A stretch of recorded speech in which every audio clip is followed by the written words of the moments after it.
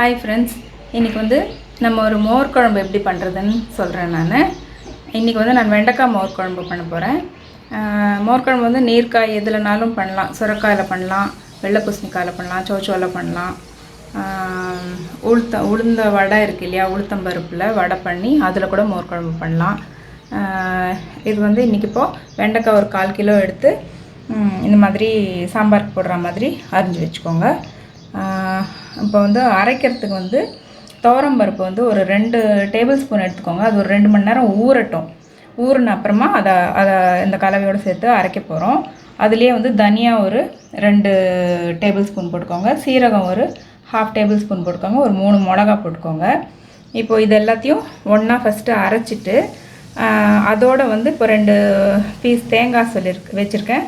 ஒரு வெங்காயம், சின்னதாக ஒரு வெங்காயம், ஒரு துண்டு இஞ்சி, இதை ஃபஸ்ட்டு அரைச்சிட்டு அதுக்கப்புறம் அதுலேயே இதையும் போட்டு நல்லா நெழுக அரைச்சிக்கலாம். இப்போ காரத்துக்கு வந்து இந்த 3 மிளகாவும் தாளிக்கும் போது ஒரு 2 மிளகா போட்டு தாளிக்க போகிறோம். இதுதான் காரத்துக்கு. இந்த துவரம்பருப்பு, தனியா இதெல்லாம் வந்து திக்னஸ்க்காக தான். இப்போ இந்த பக்கம் வந்து நல்ல ஒரு 3 கப்பு தயிரை வந்து எடுத்து நல்லா கடைஞ்சி சிலுப்பி வச்சுருக்கேன். இதுலேயே வந்து நம்ம ஒரு டீஸ்பூன் அளவுக்கு மஞ்சள் தூள் போட்டுக்கலாம். அப்புறம் தேவையான அளவு உப்பு போட்டுக்கோங்க, ஒரு டேபிள் ஸ்பூன் போட்டுக்கலாம். இதுலேயே வந்து பெருங்காயத்தையும் ஒரு 2 டீஸ்பூன் அளவுக்கு போட்டுக்கோங்க. இது வந்து இப்போது நல்லா கலக்கிட்டு ஒரு பக்கம் சிம்மில் வச்சு இது லேசாக, இது வந்து மோர் வந்து கொதிக்கக்கூடாது, சிம்மில் அப்படி ஒரு பொங்கு வந்தோடனே நிறுத்திடணும் மோர் குழம்புக்கு. ஸோ இது மாட்டுன்னு சிம்மில் வேணால் வச்சுக்கோங்க ஒரு பக்கம். அதுக்குள்ளே இந்த பக்கம் நம்ம வெண்டைக்காயை வதக்கிக்கலாம். இப்போ ஒரு வாணலி எடுத்துக்கோங்க. அதில் வந்து ஒரு 2 கரண்டி அளவுக்கு, குழிக்கரண்டி அளவுக்கு எண்ணெய் விட்டுக்கோங்க. ரீஃபைண்ட் ஆயிலே ஊற்றிக்கோங்க. இப்போ இதிலே வந்து நம்ம வெண்டைக்காய் மட்டும் போட்டு வதக்க போகிறோம்.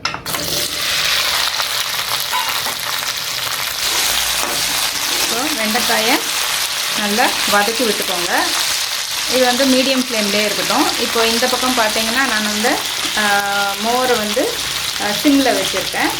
அது சிம்லேயே இருக்கட்டும் அப்படியே. ஸோ அதுக்குள்ளே நம்ம வந்து இந்த துவரம்பருப்பு, தனியா, மிளகா, சீரகம் இது எல்லாத்தையும் அரைச்சி எடுத்துக்கலாம். இப்போ வெண்டைக்காய் வந்து வதங்கிட்டே இருக்குது. இந்த குழம்புக்கு போகணும், அது வரைக்கும் கொஞ்சம் வதங்கட்டும். கொஞ்சம் மீடியம் ஃப்ளேமில் சிம்மில் கூட வச்சு வதக்கிக்கோங்க. இப்போ இந்த பக்கம் இது வந்து குறன்னு அரைச்சிக்கிட்டோம். இப்போ இதில் வந்து ஃபஸ்ட்டு இஞ்சியும் தேங்காயும் வெட்டி போட்டு ஃபஸ்ட்டு அதை அரைச்சிக்கலாம். லாஸ்ட்டாக ஒரே ஒரு சுற்று தான் வெங்காயத்தை அரைக்க போகிறோம். இப்போ வந்து நல்லா மைய அரைச்சிக்கிட்டோம் எல்லா சாமானியும். இப்போ இதுலேயே வந்து வெங்காயம் ஒன்று சொல்லியிருக்கேன், அதை போட்டு சும்மா ஒரு 2 சுற்று சுற்றினா போதும். இப்போ பாருங்கள், வெங்காயத்தையும் போட்டு ஒரு வாட்டி சுற்றி விட்டோம். இப்போது வந்து இது எல்லாத்தையும் ஒன்றா சேர்க்க வேண்டியதான். இந்த பக்கம் வெண்டைக்காய் வந்து வதங்கிடுச்சு. இப்போ மோர் குழம்பு வந்து ரொம்ப கொதிக்க விட போகிறதில்ல, நம்ம ஒரு கொதி வந்தோடனே இறக்கிட போகிறோம். ஸோ வெண்டைக்காய் வந்து இதில் வேகிறது தான். இப்போ பாருங்கள், நல்லா வதங்கிடுச்சு. இதை வந்து இப்போது அந்த குழம்புல வந்து ட்ரான்ஸ்ஃபர் பண்ண போகிறோம். பாருங்கள், இந்த மோர் குழம்பு வந்து சிம்லேயே வச்சுருக்கோம். இதுலேயே இப்போது வெண்டைக்காயும் ஆட் பண்ணிக்கலாம்.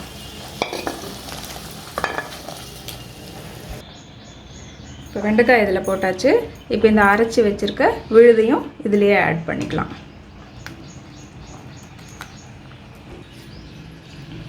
இப்போ எல்லாத்தையும் நல்லா கலந்து விட்டுக்கோங்க. இப்போ வந்து நல்ல 3 கப்பு தயிர் மோர் எடுத்துருக்கோம். வெண்டைக்காய் வதக்கி போட்டிருக்கோம். ஒரு மிக்சியில் வந்து தனியா, துவரம்பருப்பு ஊற வச்சது, மிளகா, சீரகம் இது எல்லாத்தையும் அரைச்சிக்கிட்டு, அதுக்கப்புறம் இஞ்சி ஒரு நல்ல பெரிய துண்டு, தேங்காய் ஒரு 2 துண்டு, இதெல்லாத்தையும் அரைச்சி போட்டுக்கிறோம். கடைசியாக ஒரே ஒரு வெங்காயத்தையும் அரைச்சி போட்டுக்கிறோம். இப்போ இதெல்லாம் சிம்லேயே நல்லா கொதி வரணும். ஒரு கொதி வந்தால் போதும் மோர் குழம்பு. நம்ம வந்து இது வந்து குளிர்ச்சி, உடம்புக்கு சீதளம் பண்ணும் அப்படிலாம் நினைக்க வேண்டாம். ஏன்னா இஞ்சி நல்லா சேர்த்துருக்கோம். ப்ளஸ் வந்து மோரையும் வந்து ஒரு கொதி விடுறோம். அதனால் ஒன்றும் பயம் இல்லாமல் சாப்பிட்லாம் எல்லாருமே. இது டிஃப்ரெண்ட்டாக இருக்கும். நார்மல் சாம்பார், ரசம், காரக்குழம்புன்னு சாப்பிட்றதுக்கு இது வந்து கொஞ்சம் டிஃப்ரெண்ட்டாக இருக்கும். இப்போ அப்படி லேசாக கொதி வர ஆரம்பிக்குதுங்க. ஒரு வாட்டி கிளறி விட்டுக்கோங்க. எல்லா பக்கமும் ஈவனாக அந்த ஹீட் ஸ்ப்ரெட் ஆகணும். இப்போ கன்சிஸ்டன்சி பார்த்துக்கோங்க, அதில் எவ்வளோ திக்னஸ் இருக்கட்டும். இப்போ பாருங்கள், கொதி வர ஆரம்பிக்குது. இந்த ஸ்டேஜில் வந்து நம்ம இதை இறக்கி வச்சிடலாம்.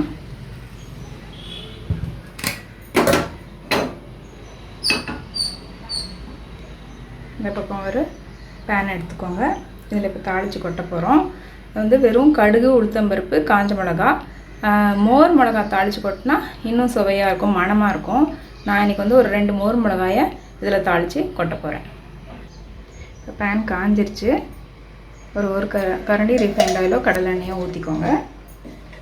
எண்ணெய் நல்லா காயட்டும். இப்போ எண்ணெய் காஞ்சிருச்சு.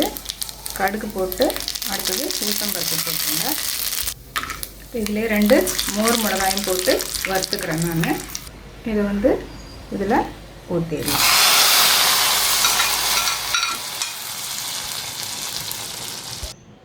இப்போ இதில் வந்து கருவேப்பிலை, கொத்தமல்லி கொஞ்சம் தூவி விட்டுடலாம்.